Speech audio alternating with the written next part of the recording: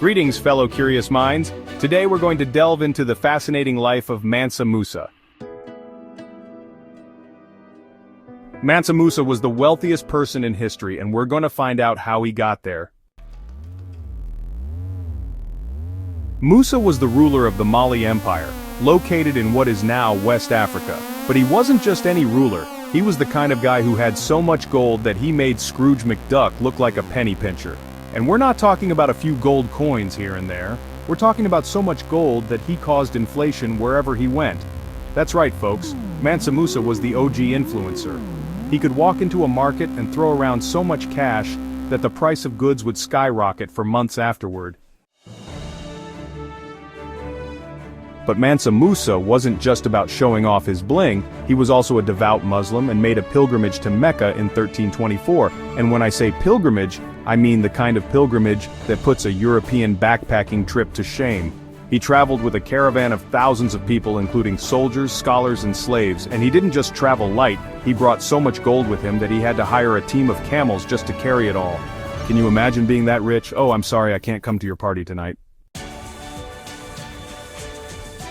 I have to go hire some camels to carry my gold, but Mansa Musa wasn't all about showing off his wealth. He was also a patron of Islam and built numerous mosques and madrasas, or Islamic schools. He was a true leader, both in his empire and in the wider Islamic world. So, get ready to take a journey back in time to the days of camels, gold, and Islamic scholarship. Mansa Musa's story is one for the books, and we're about to uncover all the juicy details. Mansa Musa was born into a wealthy family in the year 1280. His father was the ruler of the Mali Empire, which at the time was one of the wealthiest and most powerful empires in West Africa. Mansa Musa was not the firstborn son, but his intelligence and charm quickly made him a favorite of his father and the people of the empire. As a child, Mansa Musa was educated in the ways of Islam and was trained in subjects such as law, history, and administration. He was a quick learner and showed a great deal of promise from an early age. However, his path to the throne was not without its challenges. When Mansa Musa's father died in 1312, the empire was in a state of turmoil. There were several contenders for the throne, and it was not immediately clear who would succeed the previous ruler. Mansa Musa's older brother was initially chosen to be the next ruler, but he proved to be an ineffective leader and was eventually overthrown by Mansa Musa himself. Now, let's be real, overthrowing your own brother to become ruler of an empire is not exactly the most honorable thing to do, but in Mansa Musa's defense, he did it with style. He gathered a group of loyal followers and staged a successful coup, declaring himself the new ruler of the Mali Empire. It's like something out of Game of Thrones, only with less incest and more gold. As soon as he took the throne, Mansa Musa set about consolidating his power and expanding the empire's territory. He was a savvy leader and quickly realized that the key to success was controlling the empire's vast resources, particularly its gold mines. He also developed a strong military and established trade relationships with neighboring kingdoms. But Mansa Musa wasn't just a conqueror, he was also a wise and just ruler. He implemented reforms that helped to improve the lives of his people, such as reducing taxes and promoting education. He also established a system of justice that was based on Islamic law, which helped to bring stability to the empire. It wasn't all smooth sailing, though. Mansa Musa faced several challenges during his reign, including rebellions from within the empire and attacks from neighboring kingdoms. But he was a skilled diplomat, and was able to negotiate peace treaties that helped to maintain stability in the region. Overall, Mansa Musa's rise to power was a testament to his intelligence, charisma, and leadership skills. He wasn't afraid to take risks and make bold moves to achieve his goals, but he also had a deep sense of responsibility to his people. And let's be real, he also had a pretty sweet crown. Seriously, have you seen it? It's like something out of a superhero movie. Mansa Musa's early life and rise to power were marked by ambition, skill, and a little bit of intrigue. He was a leader who knew how to get things done, but he also had a heart for his people, and he looked pretty cool while doing it. Things into perspective, Mansa Musa wasn't just rich. He was I could buy a small country and still have enough left over for a cappuccino rich. According to some estimates, Mansa Musa's net worth was around $400 billion in today's dollars. That's more than Bill Gates, Jeff Bezos, and Elon Musk combined. And let's be honest, they don't have nearly as cool of a name as Mansa Musa. So how did Mansa Musa become so wealthy? Well, for starters, the Mali Empire controlled several important trade routes, including those that carried gold and salt. And you know, gold is the ultimate flex. It's like wearing a diamond-encrusted watch, only better. Mansa Musa had access to vast gold mines and was able to control the flow of gold into and out of the empire. He also established strong trade relationships with neighboring kingdoms, which helped to increase his wealth even further. But Mansa Musa wasn't content to just sit on his piles of gold like a dragon? No, he was a generous leader who wanted to use his wealth to benefit his people and spread the word of Islam. And that's where his famous pilgrimage to Mecca comes in. In 1324, Mansa Musa set out on a journey to Mecca, the holiest city in Islam. But this wasn't just any pilgrimage. Mansa Musa traveled with a caravan of thousands of people, including soldiers, scholars, and slaves. He brought with him a staggering amount of gold, estimated to be around 60,000 pounds. And he didn't just bring the gold for show. Mansa Musa distributed it along the way, giving away so much that he caused inflation wherever he went. Now let's be real, if you or I were to give away a few $1,000s on a trip, we'd feel pretty good about ourselves. But Mansa Musa wasn't satisfied with just giving away a few bucks. He gave away so much gold that he's still considered one of the most generous people in history. And he did it all while wearing a fancy robe and turban. Talk about making an entrance. But Mansa Musa's generosity wasn't just for show. He was a devout Muslim who wanted to use his wealth to spread the word of Islam. He built numerous mosques and madrasas along the way, and he hired Islamic scholars to teach and spread the message of the religion.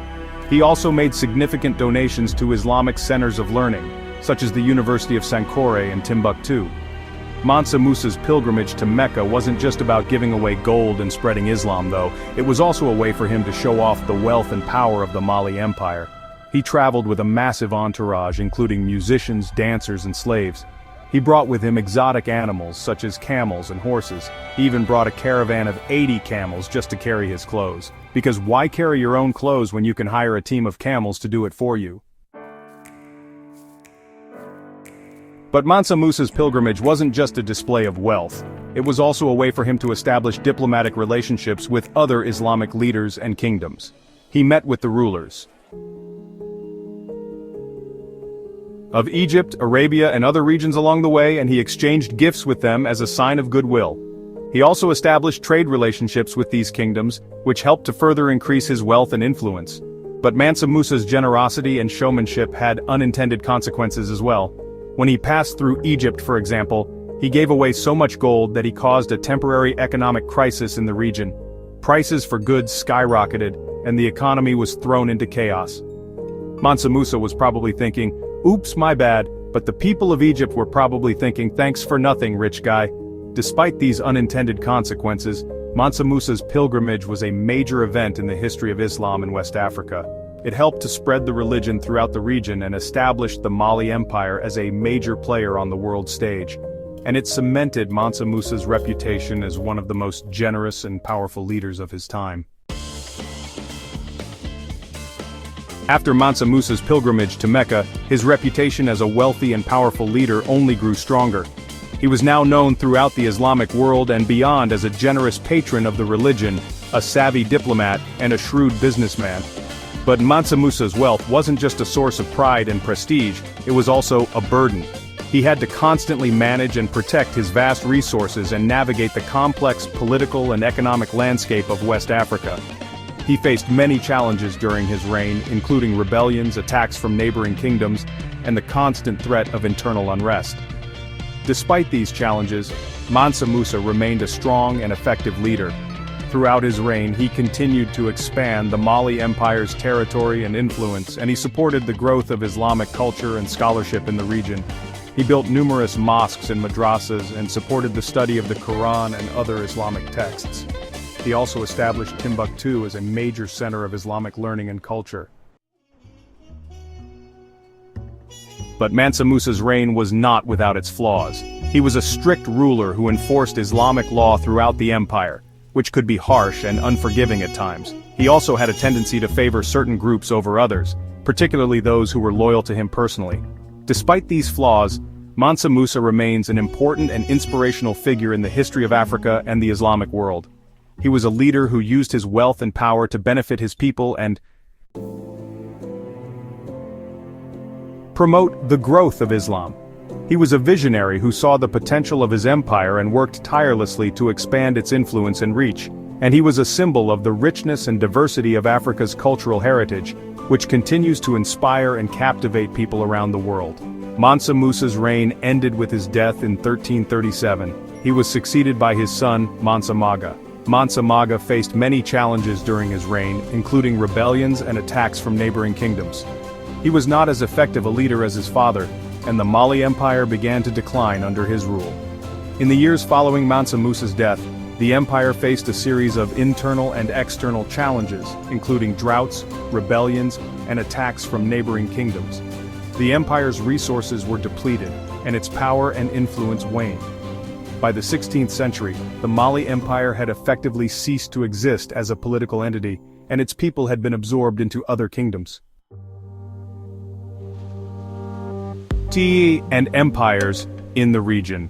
Despite the decline of the Mali Empire, Mansa Musa's legacy continued to inspire and influence people in West Africa and beyond.